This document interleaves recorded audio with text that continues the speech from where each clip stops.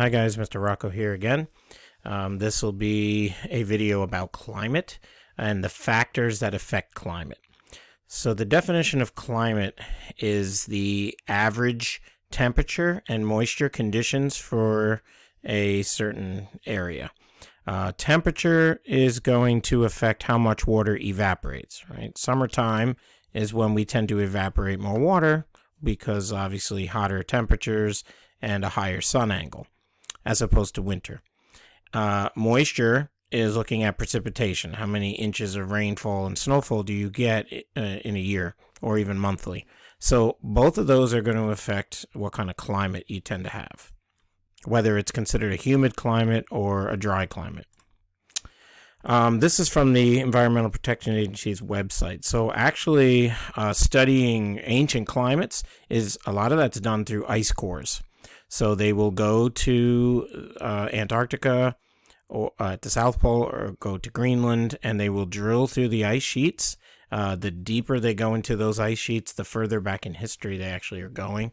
And they're able to actually take thin sections, cut the ice into little slivers, melt that ice down, and inside that ice is going to be trapped gases and things that can actually tell them what the climate was like at any particular time in history, which is pretty cool. So I'm just going to read this here. It says, some of our most essential information on Earth's climate history comes from ice cores. Climatologists extract these ice samples by drilling into thick ice sheets that cover places like Antarctica and Greenland. These ice sheets, sometimes more than a mile thick, are made of snow and ice that collect on the surface of the Earth and become compressed over time. The thickness of the layer in an ice core can tell scientists how much precipitation fell each year. Chemical analysis of the air bubbles trapped in the ice samples reveal which gases were present in the atmosphere. Water contains a different amount of oxygen and hydrogen isotopes depending on its temperature. So scientists study isotopes, which we haven't talked about yet. We'll get into that later in the year. Types of the same element but have a different number of neutrons. In the ice, they can study these isotopes to determine how hot or cold the climate was in the past. Scientists even look at ancient wind-blown dust particles and pollen trapped in the ice. All of this data allows them to model what the environment was like at the time each layer of ice was deposited. This climate history research information has demonstrated that Earth's climate has changed many times in the 4.5 billion years since it first formed. The global climate has bounced between warm periods and ice ages, during which much of the planet was covered in ice. There was actually a time about 750 million years ago when the Earth was totally encased in ice from pole to pole, the entire Earth, and it was given a nickname. If you look it up online, Google, it's called Snowball Earth.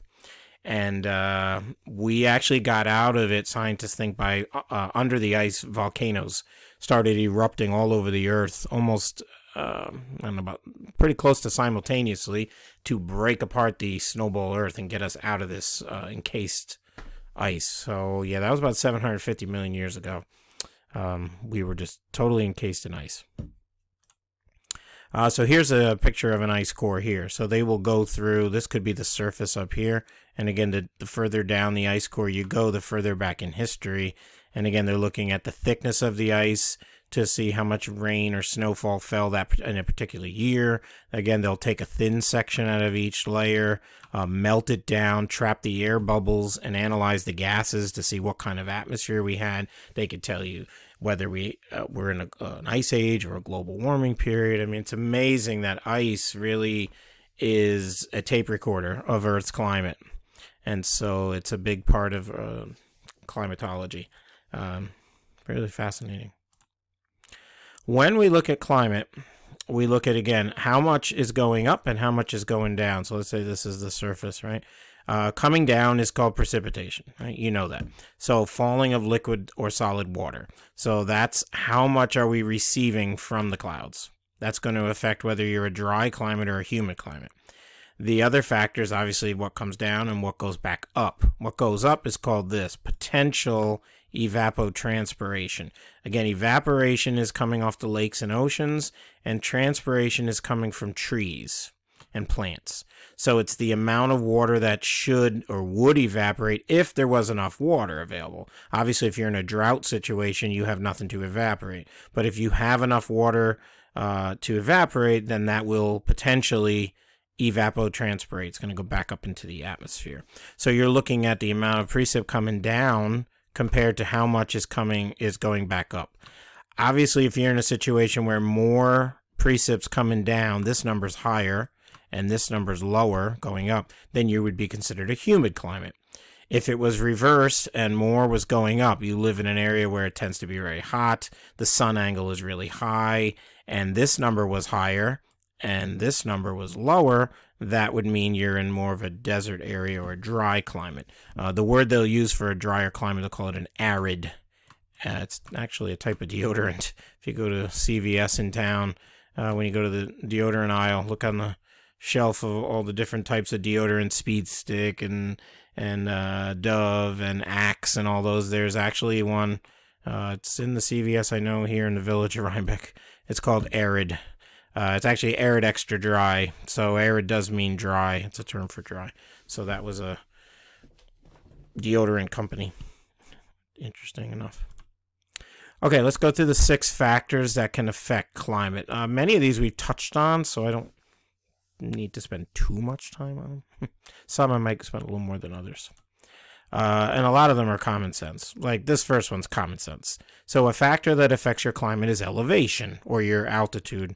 The higher you are in elevation, right, up on the mountains, the colder your temperature, because again, the air as it rises, right, here's the surface, as you go up, the air expands. Expansion allows for cooling. So again, if you're a skier or a snowboarder, you know that if you are at the base of the mountain and then you get on a chairlift and you start to go to the top of the mountain, when you get to the top, depending on which mountain you're on, obviously, and how high it is, but typically mountains, especially when you get to the top of Windham or Hunter or Bel Air, I know a lot of you go those places, you're probably looking at anywhere 5 to 10 degrees colder by the time you get to the top of those mountains, just because you're at a higher elevation. So that's goes without saying. Higher up, the colder it is. Here's a good example. This is from last March, not this year, March 2020, almost a year to the day here, getting close to, right? March starts tomorrow. I'm making this video on Sunday. But anyway, on March 2nd last year, it was in Rhinebeck, 51 degrees at 12:41 p.m. Rhinebeck sits closer to sea level, right? 200 feet. We're above it, but not like way above sea level. You go to a place like Mount Washington, which is in New Hampshire, one of the very tall peaks, actually the tallest in the Northeast, and Mount Washington sits 6,289 feet above sea level, so 6,000 feet higher than Rhinebeck, and you can see on March 2nd, same day, same time, 12:40 in the afternoon, it was only 30 degrees. So you're talking a 21 degree drop in temperature just because you went from 200 feet above sea level all the way up to 6,000 feet above sea level. So there's a good example right there of how elevation can obviously make things colder. Mountain range, which if you hopefully watched my first video this week, talked about the difference there. So on in the United States, again, this would be the western side. It's called the windward side. And on this side, the east side, is called the leeward side. On the western side, the air is rising, expanding, cooling, condensing. Notice all the clouds and precipitation. So the western side, the windward side, tends to be moist and tends to be cool. And then the leeward side, it tends to be dry and it tends to be warm as the air is sinking. So that's that whole mountain effect. So mountain ranges can affect your climate. So if you're on the windward side, it's cool and wet. If you're on the leeward side, the downslope side, warm and dry. So upslope, cool, wet. Downslope, warm, dry. Prevailing winds. So in the United States, again, this is on page 14 of your reference table, we sit in what's called the prevailing southwesterlies. Everything comes from southwest and goes toward the northeast. And so it says here, prevailing southwesterlies will help keep the East Coast hot in the summer, right? We get all this hot, sticky maritime tropical air coming out of the Gulf of Mexico and the Caribbean, all that warm, moist air that pumps its way this way toward New York in the summer. And that's what makes us hot in the summer. And then you have that cold air, which is going to do this. It's going to be that continental polar up here in Canada. And it goes like this. First, it takes a dip down in the center of the country and then does this and heads in our direction. And so that's what keeps us cold in the winter, as that cold air from Canada swoops down and then heads in our direction. And that's all because of the winds. The prevailing winds deflect the path of hurricanes. Again, hurricanes start, I have another map here I think I'll show you, come off the coast of Africa. So they start as a tropical disturbance, kind of this all unorganized mass of tropical rain clouds. Then as they work their way from Africa and they start to head across the Atlantic Ocean, that's because they're coming from a wind belt, and you see down here, see where 30 north is. Below 30 north, the winds are actually coming from the east. Those are called the northeast trade winds. They're going east to west. So that's why everything gets pushed from Africa and heads in our direction. Then what tends to happen as they come into the Caribbean islands and the south tip of Florida, then all of a sudden they get toward Florida, and once they hit this 30-degree north, they're switching wind belts. So they're coming from the northeast trade winds that are going this way, pushing everything to the west. Then they hit 30 and they do a little right-hand turn here and do a little hook, and they go out this way because now they went from winds that were going from east to west now to winds that are going from southwest to northeast. So they do an about face, and the hurricanes tend to deflect. And it's because of the winds. That's why they always tend to take that hook. So I'll get students, they always will ask me, why is it when they hit Florida and the southeast or down here in the Gulf, why do hurricanes that were coming from Africa working toward the United States, why do they all of a sudden turn and go back the other way and do like a U-turn? It's because they cross this 30-degree latitude. Once you cross that 30 is like the benchmark. Once they cross 30, they switch wind belts. So they go from opposite direction. They were going toward the west. Now they turn around and go back toward the east. Here it is. Here's a map here that shows that. So hurricanes are going to start here off the coast of Africa. They're going to get caught in the winds that are going this way. These are the northeast trades. Same reason why the trading ships way back in the day came from the old world, Spain and France and England, and they worked their way this way and ended up in places like the Caribbean and Florida. They got caught in the trade winds that pushed them that way. They pushed them from east and headed west, and that's how they made it from the old world over here to the new world, because they got caught in the trade winds. But then again, what happens is once they cross that 30, see I put a red line here for a benchmark, so they're coming across, they get toward the Caribbean, Cuba, Puerto Rico, the Bahamas would be up in this area, and all of a sudden they get to Florida, especially North Florida like Jacksonville, and as soon as they hit North Florida or Louisiana right around 30, all of a sudden whoop, they turn, and then they start heading this way northeast. And the turn does an about face and goes off the coast of the United States. And then they'll actually work their way all the way back over here and end up, this is Ireland and England, and end up back over in that part of the world. Typically, the hurricane, let's say it's a pretty strong hurricane, even if it comes up the East Coast, once it gets out here into the North Atlantic, obviously the temperatures are much colder. And so the storm it'll still be a storm when it gets to Ireland and England. It just most likely won't be a hurricane.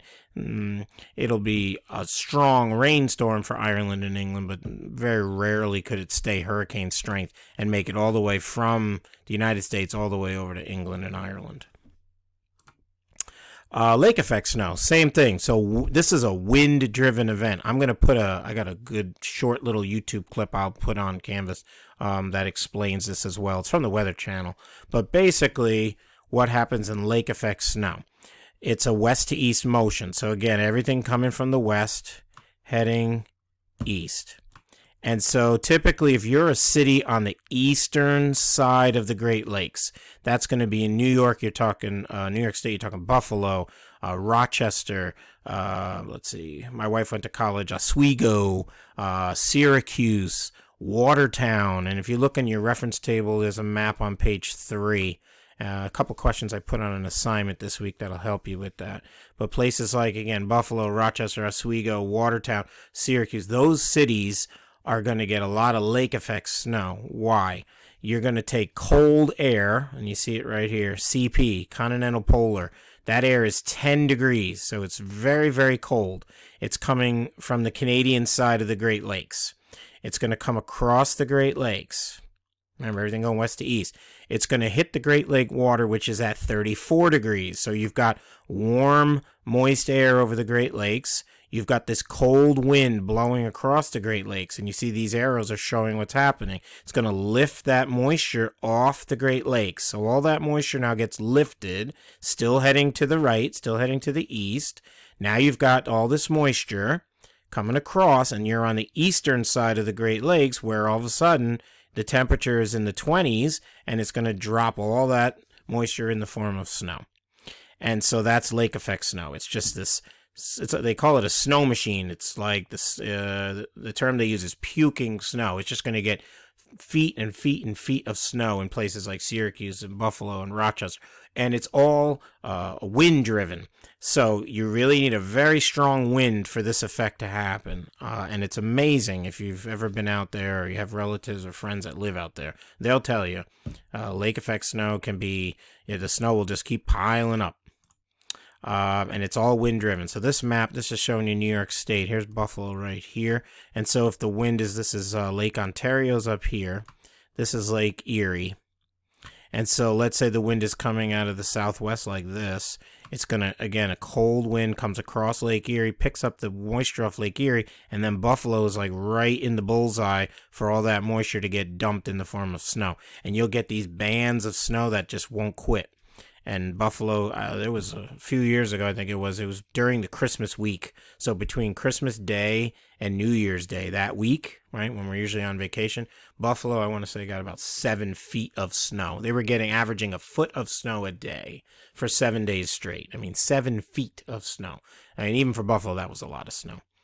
But that's lake effect. And then all of a sudden, when the wind dies down, it just shuts off. So you could have a day or two of real strong winds, and you're getting a lot of snow, and then a day or two later, the wind dies down, and so does the snow machine. It's almost like somebody flipped a switch.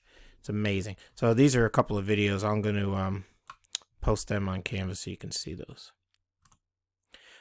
This is a satellite image showing you Lake Superior. That's the one furthest up. Great Lake up there above Michigan.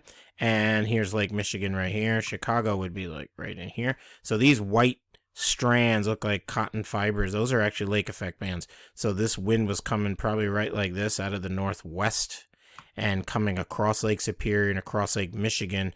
And here's the rest of Michigan right here. Detroit would be over here. I mean, just getting 3-4 inches an hour. I mean, it was coming down heavy, heavy, heavy when they took this satellite image. So amazing, the lake effect machine.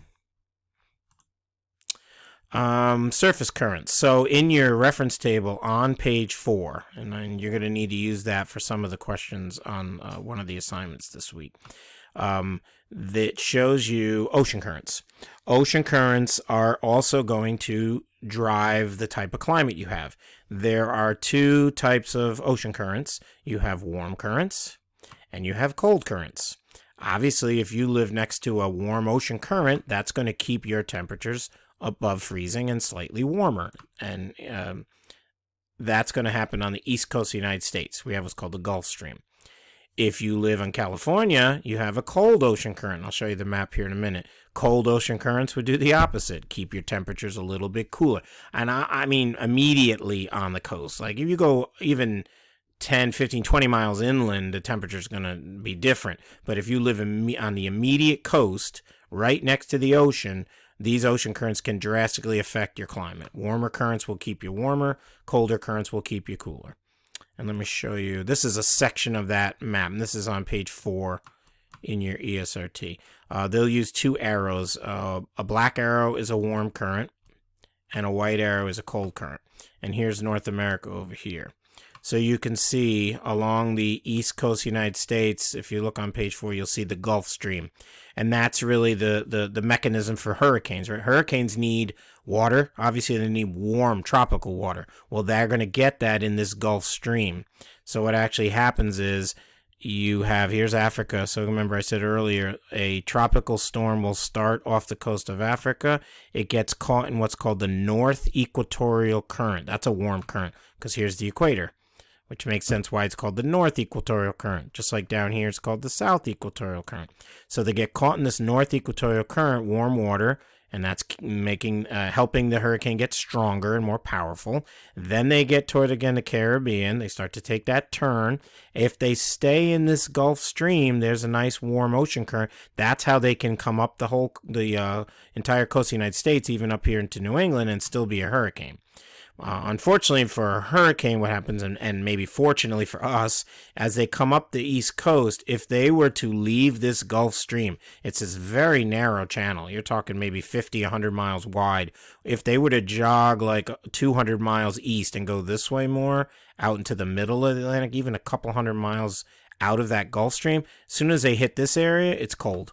And the storm will fizzle out. It'll lose its power, because it hits cold ocean. But if it stays right in that little narrow channel of Gulf Stream, oh, that's a nice warm current there. Now you go to California, you have the opposite. Up here, here's Alaska. Up here you have Alaska Bay. Very, very cold water off the south portion of Alaska. Well, that water is getting pumped south, and that's the California current, which if you look is a white arrow. So this cold ocean water is coming down the west coast of the United States, keeping the west coast a little bit cooler and bringing all that cool ocean water from Alaska down toward Southern California. Again, I've never been to California. I'm sure some of you have.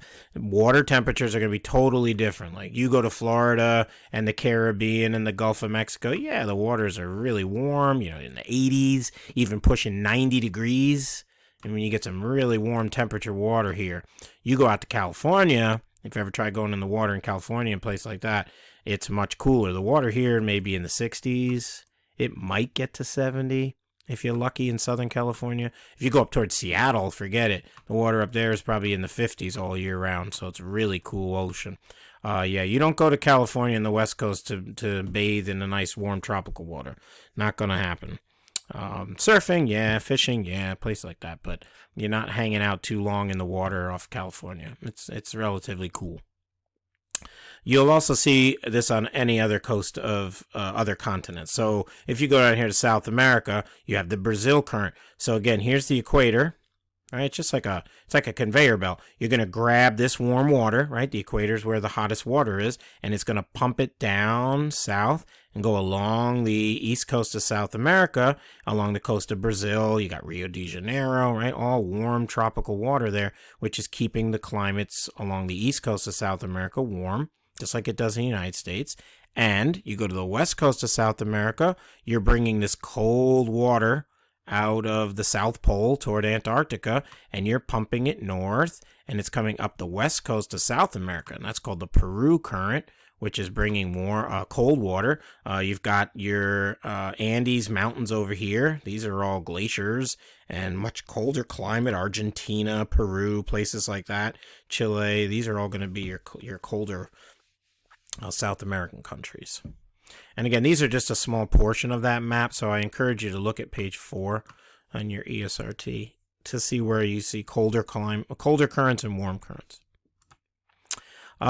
We talked about this, but we'll go over it again. So water, again, has a high specific heat, keeps the temperatures more moderate. Moderate means you don't get as hot in the summer, keeps you cooler in the summer, and keeps you warmer in the winter. So the closer you are to a large body of water, like an ocean, the more moderate your temperatures. Again, New York City and especially Long Island, I would say, New York, I wouldn't say it is, but it's not as much as Long Island, especially the south-facing shores of Long Island. They're going to have a smaller temperature change.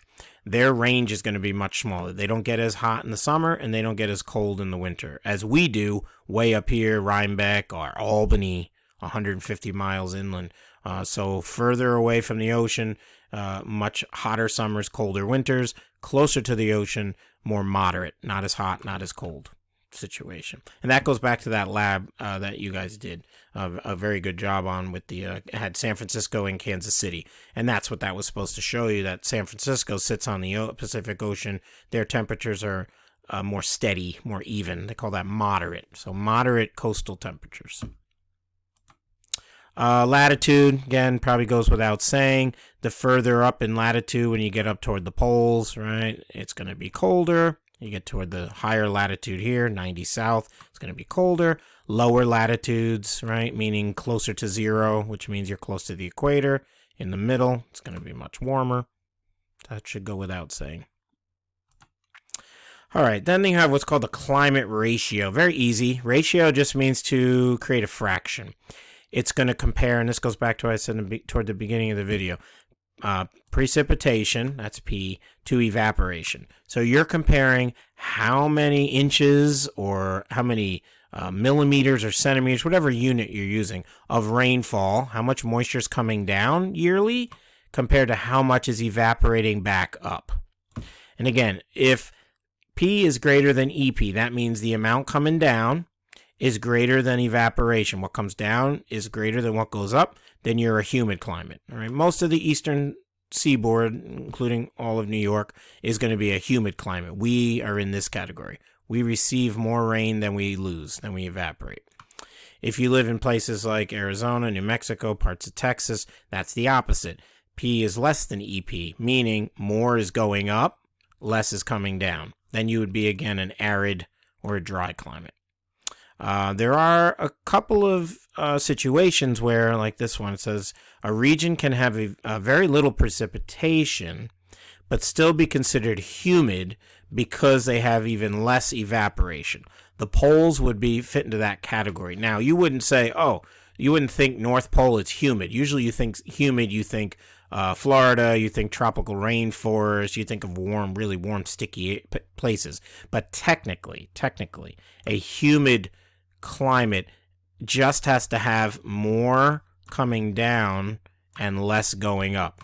And what that means is, even though the poles, they don't get a lot of snowfall at the poles, it's relatively dry, but they have like zero evaporation for the several reasons. One, they go through those periods of time where they have no sun. Remember, that's the 24 hours and the 0 hours. So they'll have several months of no sun. So obviously no sun, no evaporation. And two, when they do have when they have sun, the sun angle is so low in the sky, it's down here on the ground basically, that the sun reflects off the ice caps. And so they get basically zero evaporation at the poles. So even if the North Pole receives, a couple of inches of snow a year, let's say, hypothetically, that's still going to be more than the zero evaporation that they have. And so technically the poles are considered humid. Again, you don't think of it like Florida humid or the Caribbean humid, but yeah, that would fit into the humid category. All right, so here's an example of how you can determine your climate. And there's 4 basic climate types. You wouldn't have to memorize this. This chart would be given to you on a test question if they ever ask you this on a regions. So you have arid, which means very, very, very dry. The climate ratio is going to be less than 0.4. So anything from 0.4 and under, anything under 0.4. Semi-arid. Semi-arid is still dry, just slightly more moisture, but not a lot. Your number is 0.4 to 0.8 for your ratio. Then you have humid and subhumid. Humid would be anything way above or 1.2 or higher than 1.2 is humid, and anything from 0.8 to 1.2 is subhumid. Subhumid just means, you're moist, but not quite as moist as humid. These two are so close to one another. I mean, this obviously is a little bit on the drier side. That's why it's called semi-arid. This is a little bit more on the moist side. That's why it's called subhumid. And then you got your 2 extremes, your arid and your humid. How do you get the ratio? Well, it tells you right here what to do. Very simple. You take the amount of precipitation and you divide it by the amount of evaporation. So let's take Albany. And these are numbers I was able to find online. And these are pretty close. Albany receives about 100 centimeters of precipitation every year. And we evaporate Albany 65 centimeters a year. So if I take my calculator and I do the precip, 100, divided by the evaporation, 65, I get a climate ratio to the 10th place, 1.5. So obviously 1.5 is greater than 1.2. Albany would be classified as a humid climate. That's all you have to do. This is very easy. This is an imaginary continent, so this is just an example of using the chart to come up with the climates. So, or the type of climate. So let's say we go through these A, B, C, D, E, F, G. So A is right here, has a climate ratio of 1. So you would look on this chart. 1 would put you right in here, right? So 1 would be subhumid. I'll put SH, subhumid. B is 1.2. Be careful with 1.2. If it's 0.8 up to 1.2, it's still subhumid. It has to be above 1.2 to be humid. So it's right on the boundary, but it's going to also be subhuman. C right here, 1.4. So that would be H, humid. D is, where are you, D? 0.3 right here. So that's going to be less than 0.4. So that would be arid. We'll put A. E, 1.1. So again, that's going to be subhumid. F is 0.9. That's going to put you in again subhumid.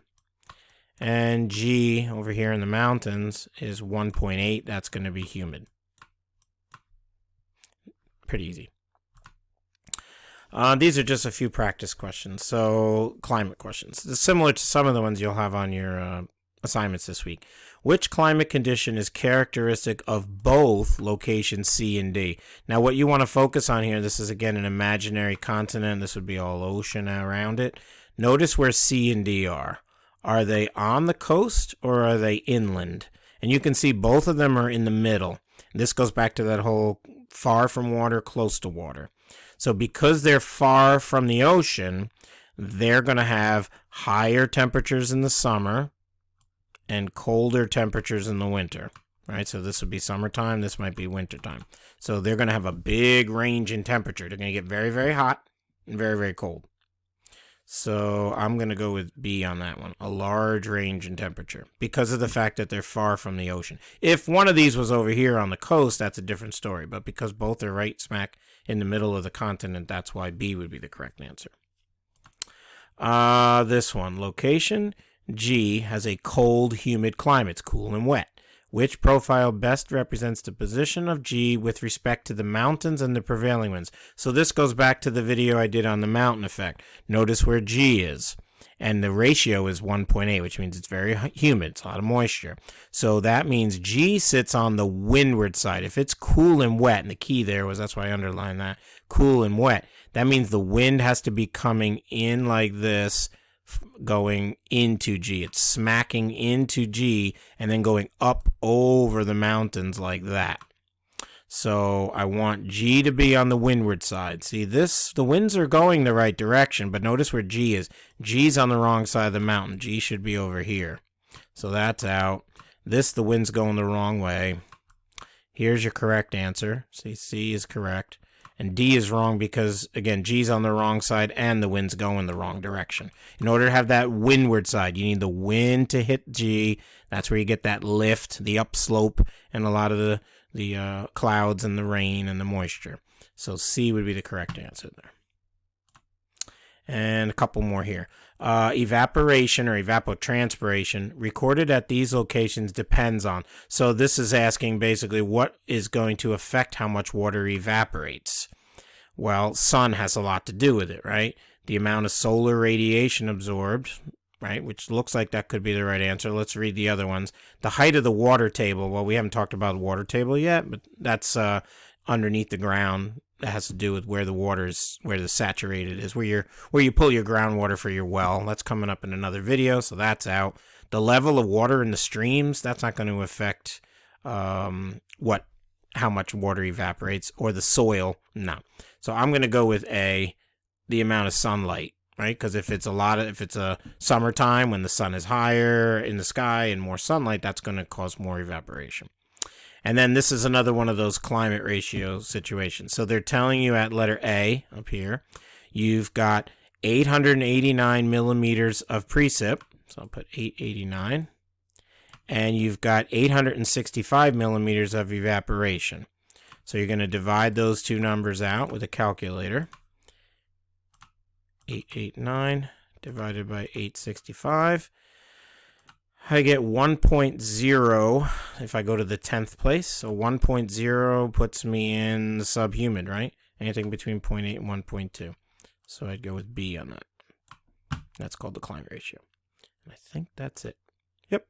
All right, so this video, go back, rewind parts that you're stuck on, and make sure you watch both videos this week before you go ahead and complete those assignments. It's always important, and this is as we move on through the rest of the year, please watch the videos first. I know sometimes some students will have a tendency to just jump right into the assignments. Not the best strategy, because then you don't know what the heck the question's asking you, and then you start making wild guesses and getting poor grades on your homeworks and your assignments. So please watch the videos in their entirety to understand the material, and then go ahead and complete the assignments. And I will talk to you soon.